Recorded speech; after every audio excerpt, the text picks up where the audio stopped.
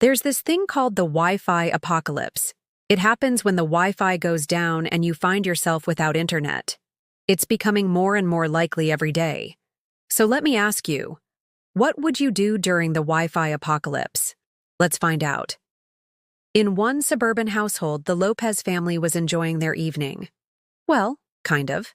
Dad was watching stock charts on his tablet, Mom was glued to her online shopping cart, and the kids were on YouTube and Roblox. It was silent except for the gentle hum of devices.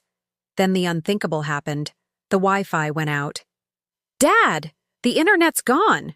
yelled the teenager, as if announcing a national emergency. Mom gasped dramatically. "My checkout disappeared. I had a 20% discount code," wailed the mother. "How am I supposed to know if my stocks are down?" cried Dad, his face ashen.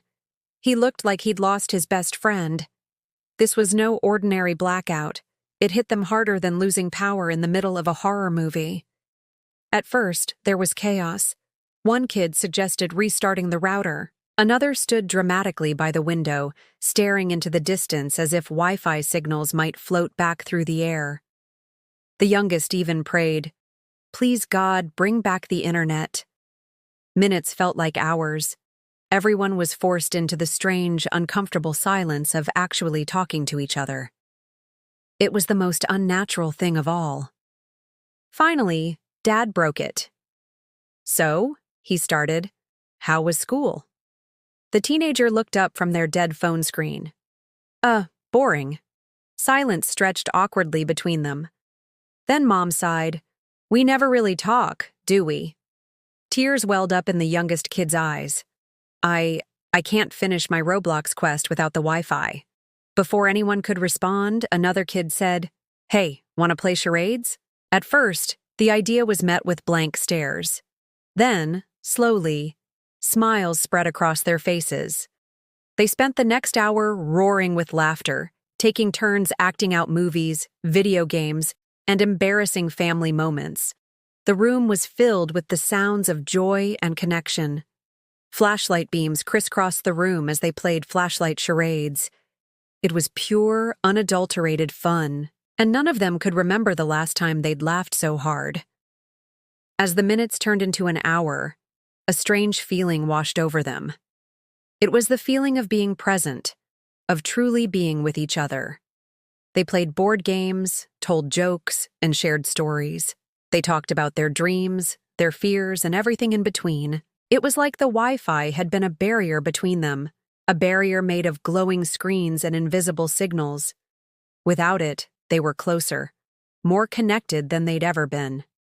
Finally, a familiar chime echoed through the house. The router was back online. Notifications flooded their phones, but nobody rushed to check them. They were laughing too hard over Dad's terrible charades impression of a chicken. When the chimes finally faded away and the room went quiet, they all looked at each other, a little surprised, a lot happy. That night, the Lopez family didn't just get their Wi-Fi back. They got something much more valuable. They got each other back. In the quiet hum of their home, they rediscovered the beauty of human connection, the warmth of shared laughter, and the comfort of togetherness. The Wi-Fi apocalypse had come and gone, but the connection they forged during that blackout became a permanent fixture in their lives. Every now and then, when things got hectic or stressful, they'd look at each other and smile, remembering the time they lost their internet and found themselves. Wi-Fi can crash, apps can freeze, and notifications will come and go, but the laughter you share, the conversations you almost forget how to have, those are the real connections that don't need a password. In the end, the best signal in life is love and presence, the kind that no router can ever provide.